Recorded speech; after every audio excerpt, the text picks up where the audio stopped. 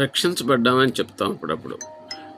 రక్షించబడ్డాం, కానీ పూర్వం మనకున్నటువంటి బలహీనతల నుంచి లేదా పాపం నుంచి, దానికి సంబంధించి కట్టుల నుంచి మనం బయటకు వచ్చామా? కేవలం నీళ్ళలో మునిగి బాప్తిసం పొందడమే రక్షణ, లేకపోతే అంతరంగ మార్పు చెందడం రక్షణ?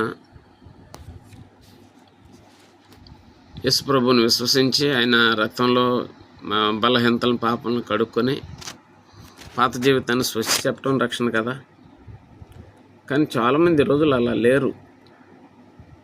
ఎలా ఉన్నారంటే మత సంబంధంగా బాప్తిసం పొందుతారు, అంతరంగ మార్పు లేదు, జీవితంలో మార్పు లేదు, మారు మనసు అనుభవం లేదు. రక్షించబడ్డామని చెప్తారు.